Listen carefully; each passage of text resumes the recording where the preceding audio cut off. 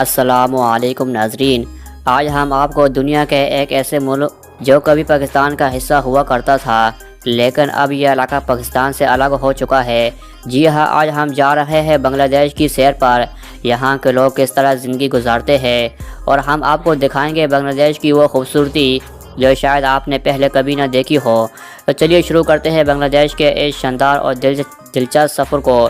اس ملک کا سرکاری نام پیپل ریپبلک آف بنگلہ دیش ہے۔ بنگلہ دیش کا مطلب ہے بنگالیوں کی زمین۔ بنگلہ دیش کا کل رقبہ 1,48,460 مربع کلومیٹر ہے۔ رقبے کے لحاظ سے یہ دنیا کا 92واں بڑا ملک ہے۔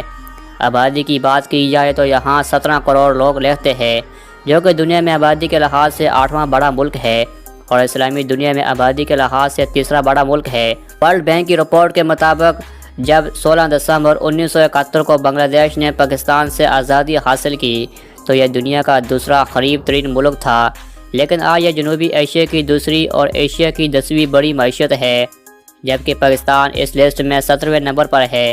اس ملک کی سرکاری زبان بنگالی ہے۔ بنگالی نہ صرف سرکاری زبان ہے بلکہ 98% عوام کی مادری زبان بھی ہے۔ بنگالی کے ساتھ ساتھ برمی اور اردو بھی یہاں بولی جاتی ہے۔ اگر بات کی جائے بنگلہ دیش کی سرحدوں کی تو یہ ملک صرف 2 ممالک سے ملتا ہے۔ 95% سرحد بھارت سے اور 5% میانمار سے جڑی ہوئی ہے اور اس کے ایک طرف بنگال کی کھاری واقع ہے۔ بنگلہ دیش نیپال سے صرف 27 کلومیٹر، بھوٹان سے 40 کلومیٹر اور چین سے 60 کلومیٹر دور ہے۔ یہاں کی کرنسی ٹکا کہلاتی ہے۔ 1 ٹکا پاکستانی 2.32 روپے کے برابر ہے، جبکہ بھارتی روپیہ 0.70 ٹکا کے برابر ہے۔ دوستو، بنگلہ دیش اس وقت دنیا کی دوسری بڑی ٹیکسٹائل انڈسٹری رکھتا ہے۔ اس انڈسٹری کی ترقی کی ایک بڑی وجہ پاکستان کا معاشی نظام بھی ہے۔ بنگلہ دیش کی فیکٹریوں میں خواتین کم تنخواہوں پر کام کرتی ہے۔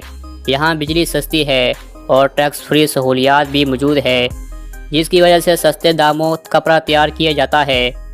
بنگالی قوم دنیا کی سب سے محنتی اقوام میں شمار کی جاتی ہے۔ آپ دنیا کے کسی بھی ملک میں چلے جائیں، یہ لوگ محنت کر کے اپنے ملک کا نام روشن کر رہے ہیں۔ خاص طور پر عرب ممالک میں بنگالیوں کی تعداد بہت زیادہ ہے۔ یہاں پاکستانیوں کی تعداد کم ہو رہی ہے، وہی بنگالیوں کی تعداد بڑھ رہی ہے۔ اس کی بڑی وجہ یہ ہے کہ یہ لوگ کم تنخواہوں میں زیادہ کام کرتے ہیں۔ تقریباً 75 لاکھ بنگالی بیرون ملک کام کرتے ہیں، جن میں سے 30 لاکھ بھارت اور 10 لاکھ سعودی عرب میں مقیم ہے۔ بنگلہ دیش کا دارالحکومت ڈھاکہ ہے، جو کہ ملک کا سب سے بڑا اور گنجان آباد شہر ہے۔ یہ آبادی کے لحاظ سے دنیا کا 5واں بڑا شہر ہے، جس کی آبادی 1 کروڑ ہے۔ اس کا رقبہ 306 مربع کلومیٹر ہے۔ یہ نہ صرف ایک شہر ہے بلکہ ایک صنعتی مرکز بھی ہے۔ یہاں ٹریفک کا مسئلہ بہت سنگین ہے۔ 2011 کی رپورٹ کے مطابق روزانہ 6 گھنٹے ٹریفک جام ہوتی ہے۔ دوستوں، کپاس کی پیداوار میں بنگلہ دیش دنیا کے دوسرے نمبر پر ہے، جبکہ بھارت پہلے نمبر پر۔ ایشیا کا سب سے بڑا سمندر بھی بنگلہ دیش میں واقع ہے، جو کہ 120 کلومیٹر طویل ہے اور دنیا کا تیسرا طویل ترین سمندر شمار ہوتا ہے۔ دوستو، بنگلہ دیش کی 91% آبادی مسلمان ہے، جبکہ 8% ہندو اور 1% دیگر مذاہب سے تعلق رکھتے ہیں۔ 2024 کے اعداد و شمار کے مطابق پاکستان کی جی ڈی پی تقریباً 340 ارب ڈالر ہے، جبکہ بنگلہ دیش کی جی ڈی پی 460 ارب ڈالر ہے۔ پاکستان میں فکس آمدنی 1600 ڈالر ہے، جبکہ بنگلہ دیش میں یہ 2800 ڈالر تک پہنچ چکی ہے۔ تقریباً 30% آبادی غربت کی لکیر سے نیچے گزر رہی ہے، مگر اب یہ ملک ترقی کی راہ پر گامزن ہے۔ غربت کے باعث یہاں جسم فروشی کا رجحان بڑھ رہا ہے۔